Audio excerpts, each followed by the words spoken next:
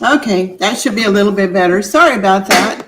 I thought I had it fixed. So this is Jackie with Panama Relocation Tours, and I want to thank you so much for being here for our Saturday live stream. Today we're going to be talking about driving from the United States to Panama. You know, it's quite expensive to, if you have big pets that you want to get to Panama, really big dogs, it could cost about $1,000 per dog just to get them in cargo on a commercial flight. And if they're too big, the commercial people will say, nope, they can't come on this flight. Or if it's the wrong breed, like a pit bull, commercial planes won't allow those pets. So you could end up having to use a pet relocation company, which could be $3,000 to $5,000 per pet. Some people have even chartered a plane to get their pets there, which can be $25,000. So driving to Panama with your pets, with your car, with your household goods, may be the most economical way to get you and all of those things here to Panama. So I've invited someone named Ty that I just happened to, I was kind of chatting on Facebook with his wife, Patty, and she said that they drove down recently, or at least her husband drove down recently. She flew down. And so I invited him to join us to share his experience. So let me go ahead and bring on Ty right now to jump right into this. So hi, Ty. Thank you so much for being here. Hello. Yes. Thank you for having me. Yeah. So let's start out with, where did you drive from? Where did you leave from? And kind of what was your route to get here? We came from Colorado, so I left Colorado and then spent about a week in southern New Mexico and El Paso, Texas, because that's kind of my home area. Yeah. Seeing family and saying goodbye. And then we basically, our jumping off point was El Paso, Texas. Was El Paso, Texas. So, you know, some people, when I've talked to that have driven down here, they got here just as fast as they could. And other people, you know, they did a road trip and did the adventure out of it. And they stopped along the way and spent a little bit of time at the beaches and saw different things. So which way were you? Were you rushing to get down here, or did you just kind of take your time? You know, we were a little concerned about driving through Mexico just because a lot of my Mexican friends, you know, were more worried about it than I was and told me, you know, just keep your head down and stick to the toll roads. And so we kind of did that through there. And then a couple of places we spent a couple of extra days. I think had a pretty stressful day, the last day in Mexico, because Waze and maps both kind of led us through some sketchy areas, you know, going direct point. So we found a really nice resort in Tapachula in Chiapas, and it was kind of a business retreat, and it was in Chiapas. Yeah, I've seen some videos about Chiapas. It looks absolutely beautiful there. Yeah, it is really mountainous, a lot like here.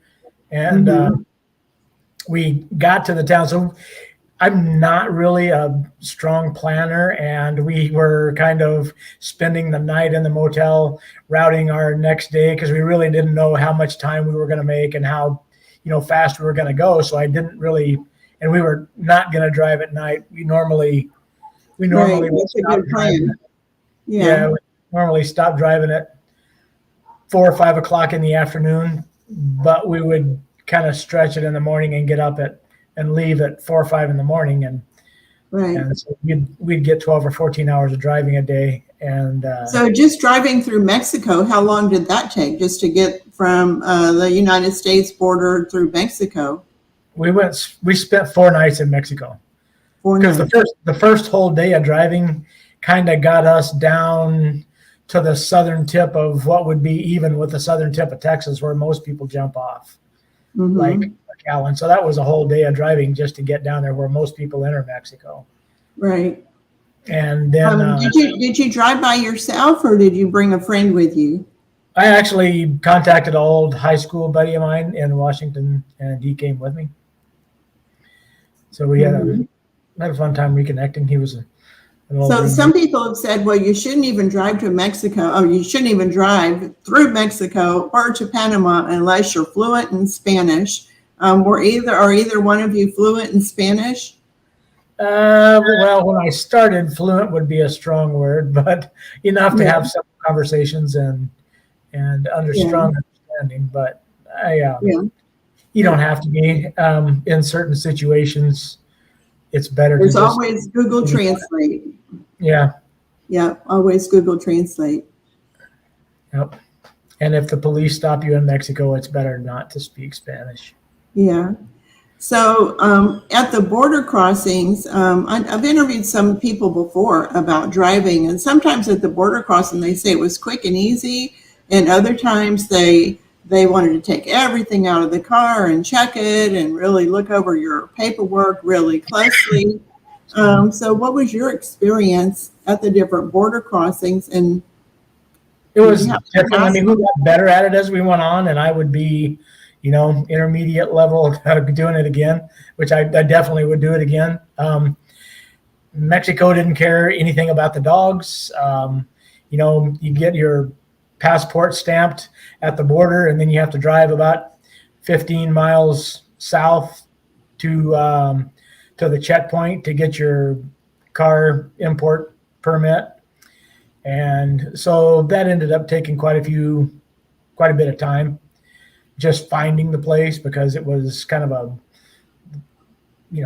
shut down. But every border was different. And kind of every place depends on who you get and who you talk to. Right.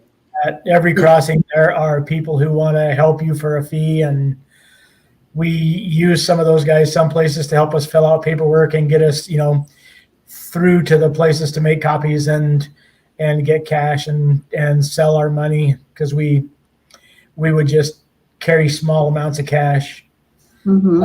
and then change it at each border crossing. Did they have ATM machines where you could get the local currency from an ATM machine available? Yes, Oh, that's good. almost all of them within walking distance of the crossing had Yeah, ATM machines where you could either get US dollars or the local currency. And then right. most of the local currency, there were money changers that actually gave us really fair deals on our cash. That's good. So there was a fee at each one of the border crossings, and that had to be paid in the local currencies, correct? Right. Right. A lot of them would take US dollars, or some of them you would have to, instead of paying it at the window there, they would give you a factura, and you'd have to go over to a bank next door or a few doors down and pay it at the bank, and take the receipt back, and then they would give you the paperwork. And so there was, because we had the dogs, there were usually 3 stops at each one. First one to get the car sprayed, and then to go get our passport stamped, and then to take care of importing the vehicle, and then the dogs. Mm-hmm. How many dogs did you bring with you? 2. Big Yep. dogs? One of them was a 60-pounder, and the other one's about 25. Yeah. But yeah, see that, whatever it cost you to drive to Panama, it would have cost probably double that just to get your dogs here. So I'm sure you saved some money. We were in Colorado, and Coco wouldn't fly them out of Colorado. They would only take them in Miami or Los Angeles. Oh my goodness. So you're going to have to do a road trip to get there anyway. So why not just keep on going, right? Yeah. And so it was a great trip. I really enjoyed it. Right. The couple of places, just have to be very careful and have one person navigating all the time so that you can see where you're going. We, took a couple of wrong turns, and it cost us a little bit of money getting on the road. A couple of times got stopped by the Mexican police in Mexico City, and our license plates had the wrong number at the end of it. So. Oh yeah, I think in Mexico City you can only drive on certain days based on the number on your license. It isn't like that everywhere in Mexico, but in Mexico City it's that way. Right. And when we went through there, I think we went through there about the same day the volcano went off last spring. And so, because I remember going through Mexico City, and then we were out in the countryside in the mountains outside around Puebla and headed toward VeraCruz. And I was thinking, man, this smog is really, really hanging on out here in the country. And when we saw the news that night, we realized that the tornado had gone off. That a volcano had gone off. Yeah, so you went from Colorado, down through Texas. You entered Mexico at the El Paso border. Is that correct? Right. And then you went through Mexico to Chiapas. And then the next country that you went to would have been, is that Nicaragua, right? No, Guatemala. Guatemala. And then we went, I can't remember the name of the border crossing there, but into Guatemala. Then we drove and pretty much spent one night in each country. We could have made it through Honduras and into Nicaragua in one day, except that we had to stop in Honduras. And my friend that went with me was not COVID vaccinated, so we had to stop and get a test in a little town in Honduras to present at the Nicaraguan border. And I kind of forgot that some of the borders require you to be vaccinated or show proof of the negative COVID test to come into the country. They've done away with that here in Panama, but I forgot that some countries still require that. So that was only in Honduras, is that right? No, we stopped in Honduras. It was in Nicaragua that we had to have. Yeah. Okay. So how many days did it take from Colorado all the way to Panama for you to get here? Well, since I spent a week in New Mexico and El Paso, from El Paso, the day we jumped into Mexico, it took 14 days to get here. 14 days. We got to Costa Rica. We had a meeting with a veterinarian to do some work at the ag department in Costa Rica. I can't remember what their acronym is, but she had to do some paperwork to get them into Panama, even in addition to the vet checks and everything that we had in the States. So when you get the international pet certificate and the USDA authentication of those, and authentication by the Panama consulate, that health certificate should be good for 30 days. So what was the additional documentation that they wanted in Costa Rica? I guess because we were driving them in and had brought them through all the other countries, and it wasn't just a flight. They wanted a final check before we came into Panama. That's good that they're being careful. I think in Costa Rica, they've had some problems with something called a screw worm with dogs. And so they're being really, really careful about pets coming into or out of the country to just make sure that they don't have any signs of that thing called a screw worm. For a while there, they weren't letting people even bring any pets into Costa Rica or out of Costa Rica. It only lasted for a little while. But that's something to always check on all the different places that you're going to, or are there going to be any extra precautions? Yeah. So we use a site called Bring Fido to kind of put us or to point us toward pet-friendly places. It seemed to get a little harder to find motels that would take the pets the further south we got. Pretty much every place in Mexico would take them. Guatemala was easy. And then there were a couple places we had to do some talking, and every place we normally just paid a $10 or either $10 a dog or $5 a dog extra fee. Yeah. And they were fine with it. Well, that's good. One place for 2 days in Tapachula was the nicest. It was called the Loma Real, and they were very welcoming to the dogs. In fact, they brought us 2 dog beds and dishes and a little bit of dog food. That's nice. So that's nice. Pet friendly all the way. Yeah. Yeah. So that's good. So what kind of a vehicle did you bring down? I think everybody should know that when the car gets to Panama, you have to get it re-registered as a Panamanian car within 30 days. And there you have to pay some import fees that are based on the value of the car. So picking the right car to bring down here to keep that cost down as low as possible is an important thing to check out. Now, some people want their brand new, fancy, all the bells and whistles that they drive down here. But what was your strategy on picking a vehicle to bring down? We wanted one that that didn't appear to be expensive.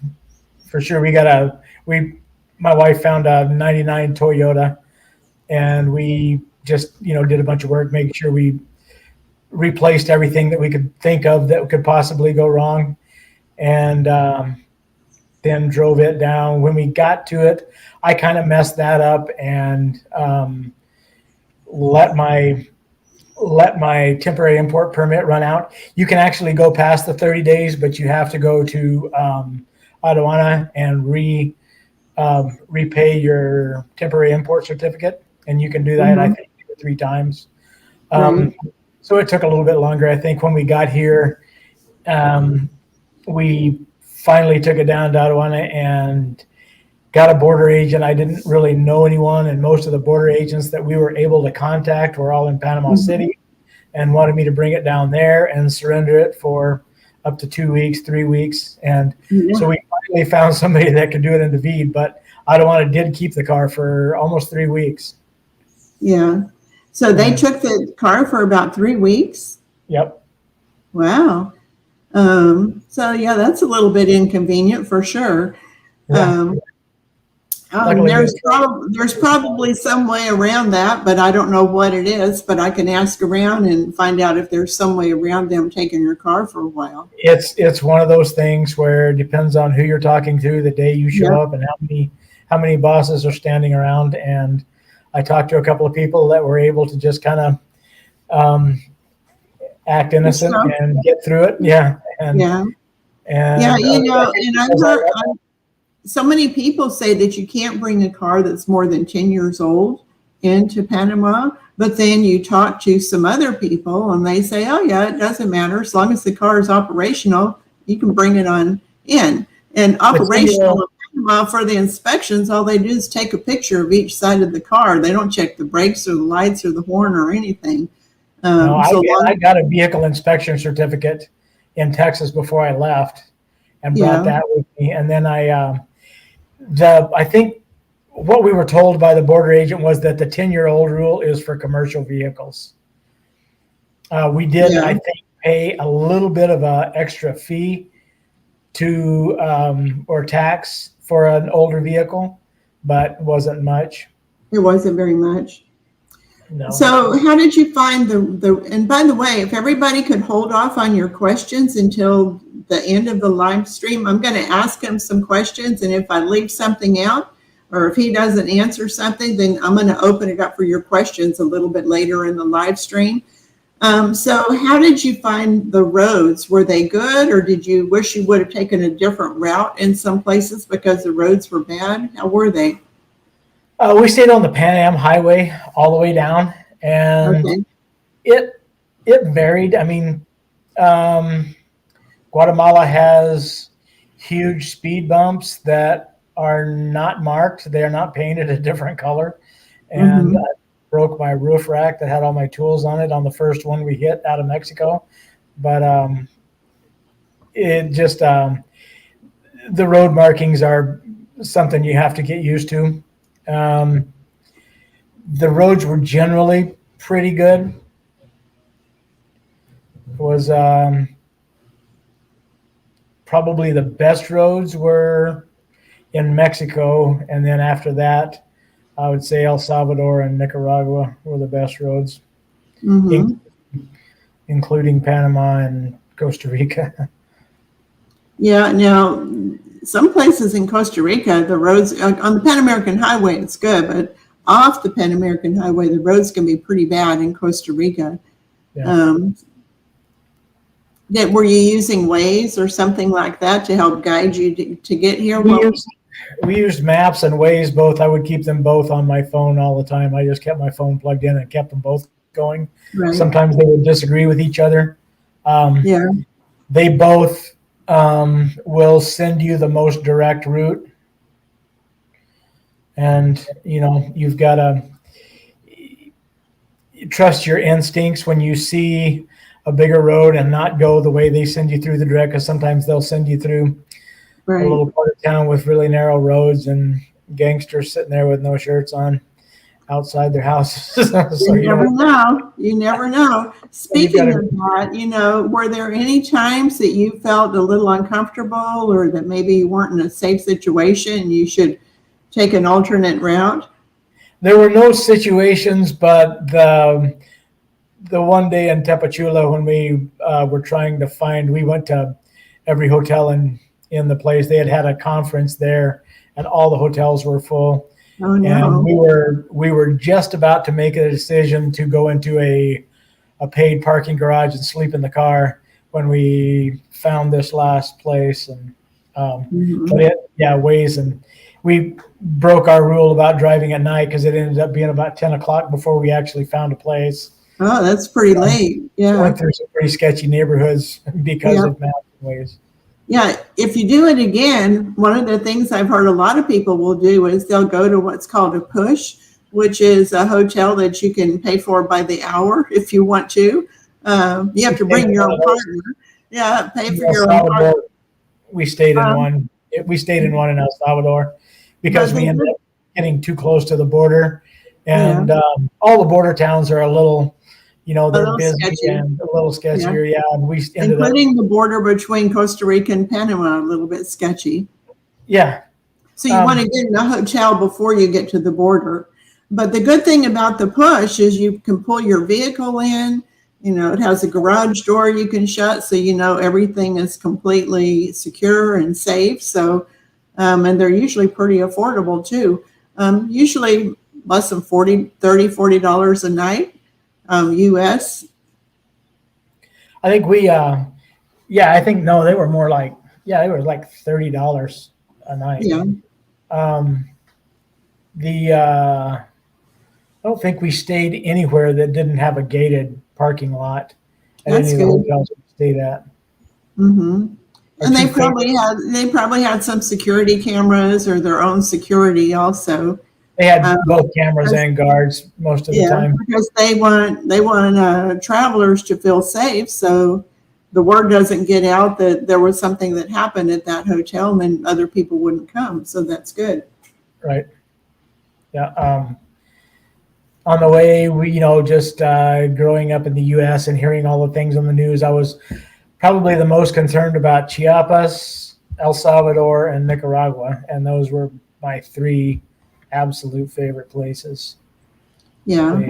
El Salvador felt extremely safe. The roads were good. They were cleaner than any of the other places. No trash, not much trash on the side of the road.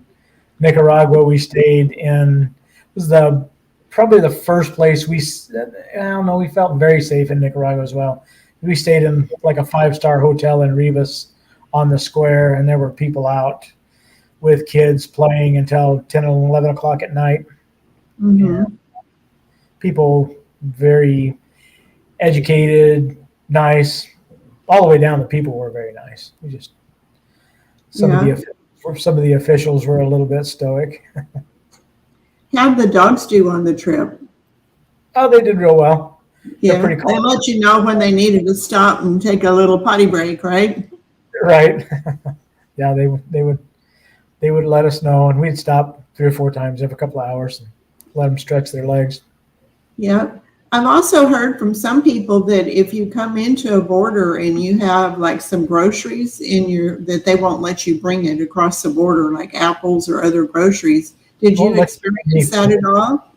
We really didn't have anything but like good cans of sardines and things like that, just in case we got caught out. So we didn't have any, but I know at the only place we had to unload the vehicle was coming out of Nicaragua. They didn't check us going in, but coming out of Nicaragua, we had to unload everything and run everything through an X-ray machine inside. And they took all of it. A few people had a lot of food going through there, and they didn't let them bring it through. and they took it. So, so did you bring quite a bit of boxes of some or totes of some household goods along with you? Yeah, I brought like all of my cordless hand tools and camping equipment, and then our household stuff, and then clothes and things like that. Yeah. So we had a Toyota 4Runner, and I had boxes on top of it, and then the inside filled up except for a place for the dogs. Right. Now you did have a manifest probably, or a list of all the things that you were bringing, like box number 1 is this, box number 2 is that, because usually at the border you have to turn in that manifest, right? Yeah, we were pretty meticulous about that. Patty was anyway. Every box had a manifest taped to it of the English description and Spanish description of everything that was inside it, and then I had a manifest of everything that we had and where it was on the vehicle. Right. Nobody ever really looked at it except they used it to value the things that we were bringing into Guatemala. I think is the only place, because Panama kind of looked at it and then just shrugged their shoulders and didn't want to deal with it. Ballpark, about how much did it cost for you to drive from Colorado to Panama? Gas, border crossing fees, things like that. Ballpark. With hotels, gas, everything, all in, I'm going to say probably $5,000, $6,000. Yeah. And that's for 2 people, everything that we got. Keep in mind, this is a 2-week trip. So, 14-day trip and $5,000, that's still not very bad. And even if you could have brought your pets, flown them from Colorado to Panama, it could have cost that much anyway. It was going to be that much each is what they quoted us. So so it could have cost that much. Not to mention getting your household goods down here would have been, maybe another $5,000. So driving significantly reduced your cost to get your car, your pets, and your household goods all here. It probably would have been $15,000 if you had not driven down. And that's just to get everything here. With no car, then you'd have to buy a car once you got here. So you ended up saving a lot of money. Yeah, we did. And there's, just nice people. Like I underestimated the time. We were spending one night in each country, but ended up getting to Costa Rica on I think a Thursday evening, and met with the vet on Friday, but she couldn't get to their ag department in San Jose until Monday morning. So we ended up having to stay in. So I overstayed my import permit because I just wasn't thinking and didn't tell them I would be there for 30 days, which is always a good idea. Just to overestimate the time you're going to be there and take as much as they'll give you. Yeah, a little bit of money usually fixes everything, right? It did. They started out with a $500 fine, and the truck drivers and the truck driver, kind of the people who are the brokers for the border, right? They're always very helpful. And one guy took pity on me and wrote a letter and explained it, took me to his office and spent a lot of time writing a letter for me about why and all of that stuff. And so helped me get it through for half price anyway. So, well, that's good. That's good. Hey, we're all in this together. So the more we can help each other, the better. So I know there's some restrictions on bringing food for people food to come into the different borders. What about bringing dog food, especially if it's specialty dog food for your dogs? Do you have any hassles about that? No, nothing. We had a little bit of canned food and then some dry food, and then had to buy an extra bag somewhere along the way, probably in Costa Rica. And no, they didn't say anything about that. Yeah. So when you stopped, like I'm probably at the hotel, you'd have breakfast at the hotel, and then you'd stop for lunch or dinner along the way. Did you usually just leave your pets in the vehicle, or did you get something to go and then try to be there with the pets? How did that work out for you? kind of our MO was we would get up so early that we'd have breakfast 2 or 3 hours down the road, just kind of at our first gas stop. We'd get a couple of cups of coffee and a cookie or something, and then we'd go on, and we always tried to eat lunch at a roadside stand just to sample the local food and talk to people. And usually we would let the dogs out there and let them run a while. Yeah. And then we would get to the hotel and try to pick hotels that had places to eat, or we would just grab food before we went to the hotel. Right. And eat in the hotel room. And then that was kind of the way we did it. We had a lot of fun and ate some really good food in the roadside places and met a lot of local people and some helpful people. So at each one of the borders, if I understood this correctly, at each one of the borders, when you came in, there was some kind of a fee and a border crossing that you had to go to, and then you had to do an exit for that same country before you went into the entrance for that country. Is that right? Yeah. Were there any countries where there was something in the middle that you also had to do, or was it usually just coming in and then exit? No, it was just coming in and leaving, and usually they would I think Guatemala was the only place that charged me for any goods, and all of the places, the fees, it seemed like, were really low, $20 to $30 to get the car through each border. That's not bad. No. And then I usually paid one of the kids that were all hanging out there, they call themselves brokers. They would, unload your car if it needed to be unloaded and help you fill out paperwork and take you to the copy places and to get cash. And they always would try to pump you a little bit, tell you that they had to pay off somebody, but we just didn't go for that. So before I open it up for questions from the audience, I'm going to ask you one important question. If you had to do it all over again, would you do it? Oh yeah, definitely. Yeah. Probably less hesitancy than the first time. Yeah. Knowing what you know now, you do it all over again. Maybe change things up a little bit, but you do it all over again. Yeah, I could do it faster and less expensively, but and I might spend a little more time now that I know where the towns I stayed in and why we stayed there. It would be much easier. And, maybe you stayed at one town, you drove down the road an hour or two, and you think, darn, wish we would have stayed in this place. This looks kind of interesting, right? Right, yeah. I might have spent a little bit more time in a few places. My friend had been an engineer for a Boeing subcontractor, and so he had plants in Mexico and had traveled back and forth to Zacatecas a lot. And so he knew those areas around there.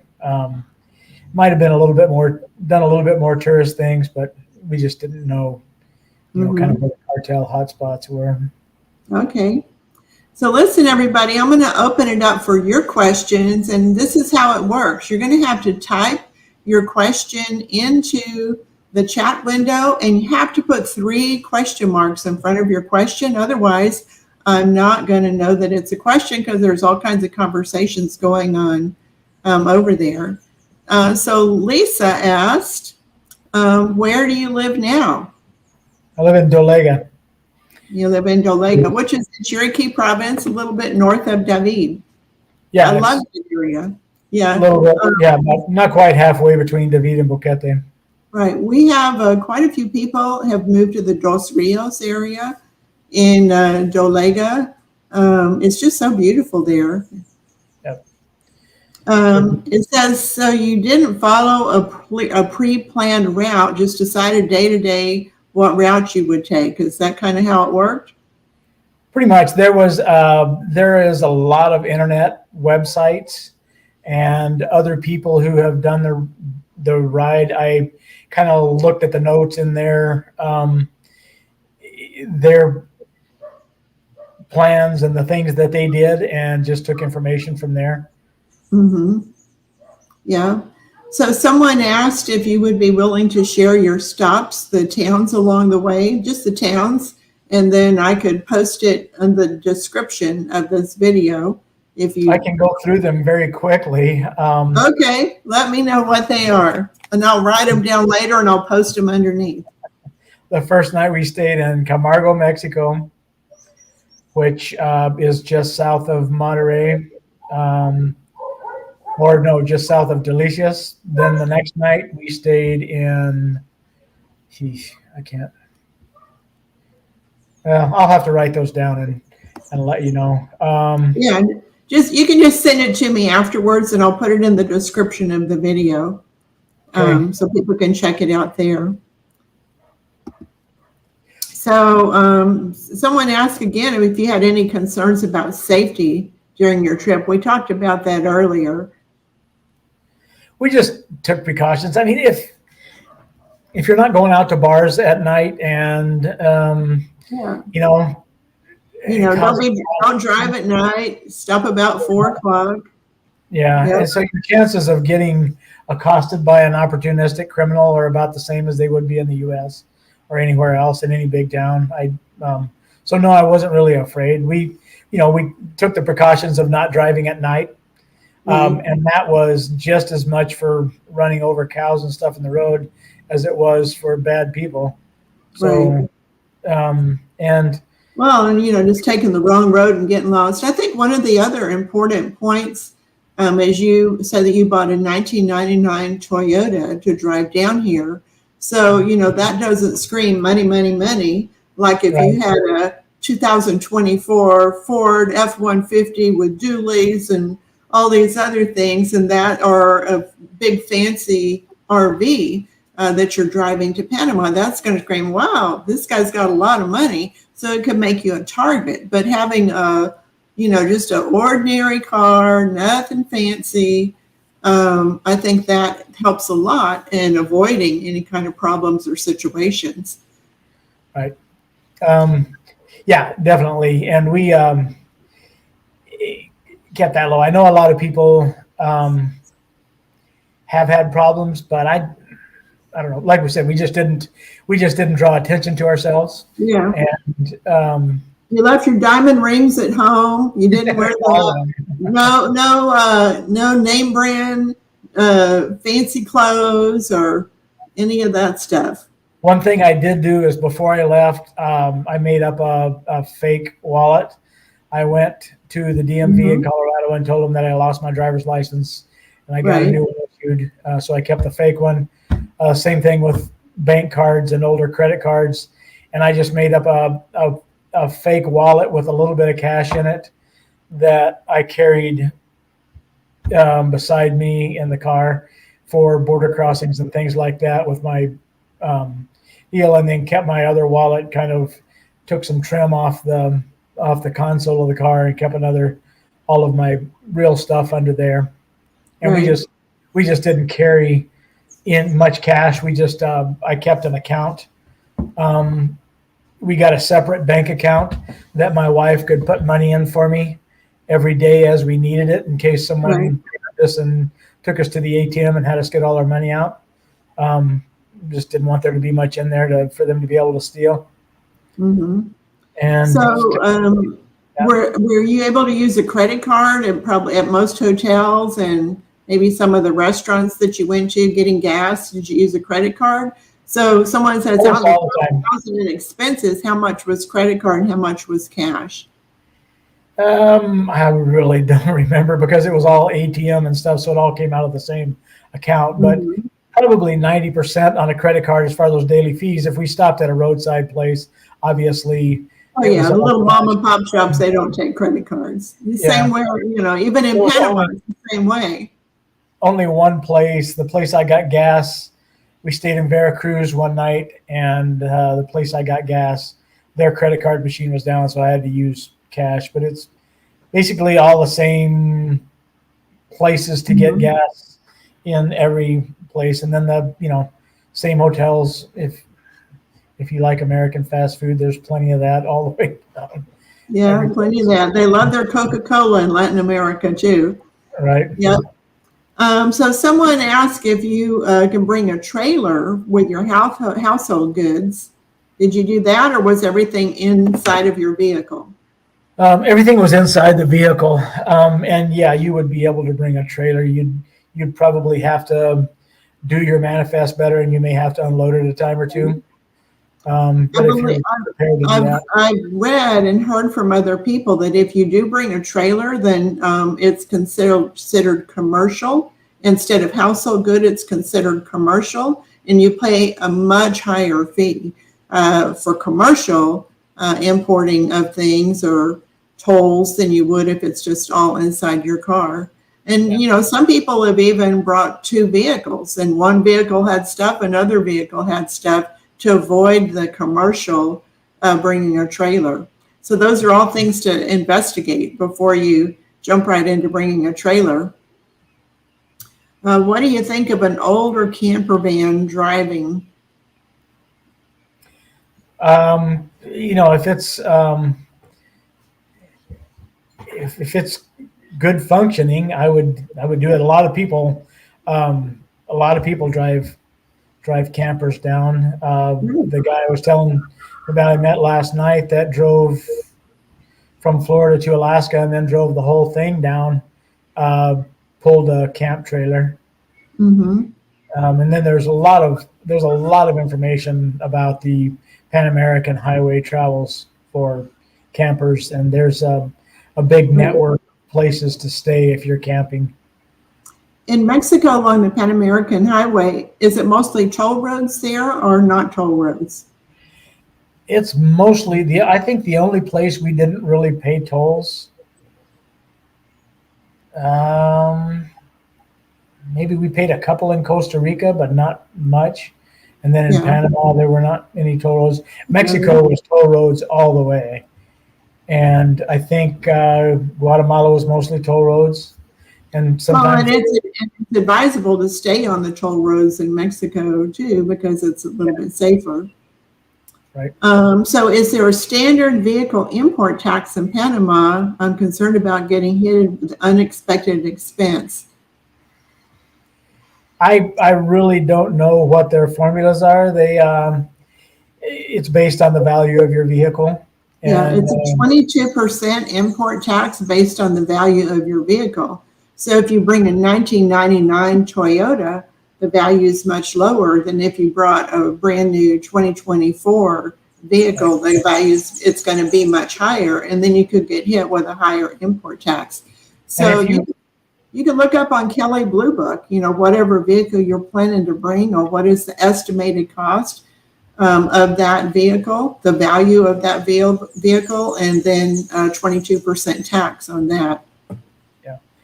If you already have your permanent resident visa or your cedula so that you can get jubilado discounts, your taxes is going to be low. You can actually bring it in with no tax. Yeah. So that brings up a good point. Did you and Patty come to Panama and get your visa before you came down? No, we had started the process, but we didn't have it before we got here. So okay. Did you have a rental lined up before you came down, or did you find something? Yeah, I think she flew down with something. So did she have a rental lined up for you to move right into? Yeah, we had a rental for a while. And then we ended up finding a place that we wanted. So we moved out of that rental and into Dolega. Yeah. So Sylvia wants to know, any traffic jams along the way, or was it a steady flow most of the route? It's just it depends on where you are and what time of day. Just like any city, we avoided all the big towns as much as possible, unless there was something we kind of wanted to see. Especially avoid it during rush hour when people are going to work or getting off work. Then you want to. I just tried to avoid that. The day we got coming from Costa Rica to Panama was the longest border crossing. Mm-hmm. And how long did it take? It was 7 hours. Oh my goodness. That is very long. And part of that was because of the trouble in Costa Rica getting out and then getting into Panama. It was nobody was in a real rush because that was the day the bomberos had the bridge closed. Oh. And so it was it was shut down and backed up, and they weren't letting any trucks cross. That's And not good. By the time we got through, it was pretty much opened up. And Yeah. So when you entered each one of the countries, did you have to buy local car insurance? the only places that required it, I believe, were Mexico, Honduras, and Nicaragua, maybe. Mm-hmm. It's probably like $30, $20 or $30, right? I think the most expensive was $30. I think the Mexico was only like 15 or Yeah. 20. And it's a month Uh, policy. What do you get? Right. It says, do you know if your car insurance was still valid once you left the U.S.?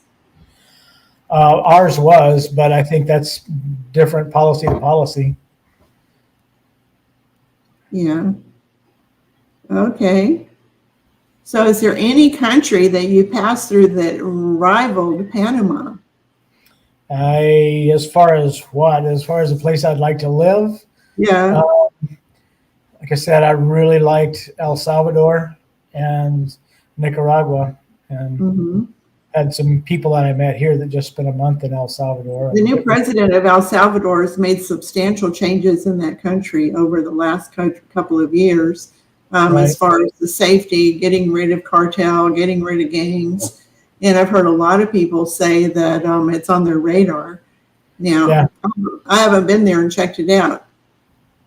I just talked to some people the other day in Boquete that just they were here and then they went up there, and they're just traveling pretty much Latin America and South America trying to find a place to light. They're Right. Canadian, and they just spent a month and a half in El Salvador, and they loved it. But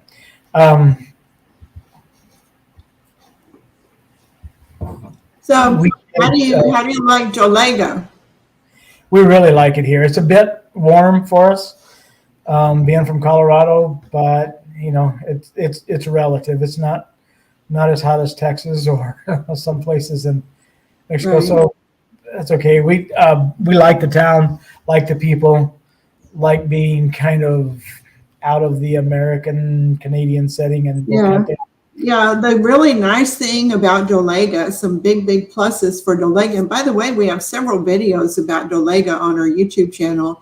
But the big pluses are it has, restaurants, pharmacies, grocery stores, several different kind of residential choices are available in Dolega.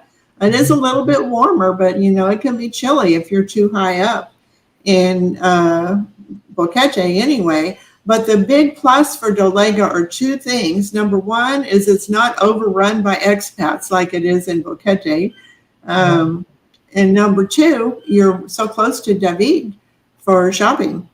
Yeah, it's or hospitals. Well, and now they have that nice hospital right in Dolega too, just outside of Dolega. There's a new hospital that was just built a few years ago. I'm not familiar with it, but there's a clinic that we've been to in Algarrobos that is very nice. Yeah. So, Chai, I want to thank you so much for sharing all of this information about your drive down to Panama. I really appreciate you sharing that information. When you have time, what is today? Today is Saturday. So when you have time, sometime over the next week, if you could send me a list of the different towns that you stopped at, just so people can kind of look on a map and see the route that you took. I'm sure that they would appreciate that, and I'll put it in the description of the video. So congratulations on your trip to Panama, your drive to Panama, your adventure to get here. Thanks. It was my pleasure. Yeah. You have any final words of wisdom for someone that's considering a drive to Panama? No, don't be afraid. Just do it. It's the people are very nice, very helpful, just like they are in Panama. They're that way all the way through Latin America. And just don't be afraid to talk to the locals. Everyone stepped up and offered help anytime we seemed to need it. One thing I did was I made sure that we carried extra parts and oils and fluids and tire patch kits and anything that could possibly go wrong, all the light bulbs and everything that go in everywhere. So we didn't have to stop and buy that stuff. So. Yeah. Some people are saying thank you so much. By the Yes. way, next month I'm going to interview a lady that drove down to Panama by herself with her dogs. So some of you ladies that think, oh no, I can't possibly do that. Wait till you hear the next one, because Ty did it with a friend. I know other people, women, single men that have driven down by themselves. So it's definitely possible. I think the important thing to whenever you're going to drive down is, it would be nice to say, oh yes, I want to be in Panama by a certain day, but you're going to have beautiful distractions all along the way where you might say, maybe we'll spend 2 nights in this hotel, or maybe we'll spend, you just need a little bit of break from driving all day long, or your pets need a break from being in the car all the time. So I think it's really important to have a flexible schedule. You can shoot for being here in 2 weeks and you might make it in 10 days, or you can shoot for being here for 2 weeks and it might be 21 days. But just be flexible with your schedule, and then it's going to be much more enjoyable. You have to have a pretty flexible attitude all through. I mean, if you're going to live in Panama, you have to have a pretty flexible attitude and a mindset. So you just have to keep that all the way down. Right. Yeah. Was your wife already here whenever you arrived? I know she flew down with 6 suitcases, I think. Right. She got here about a week after I did. About a week after you did. Okay. Yeah. Well, good. Thank you so much again for sharing your information, and enjoy your new life here in Panama. You're going to absolutely love it. Thank you. Yeah. Thank you, everybody, for being on the live stream.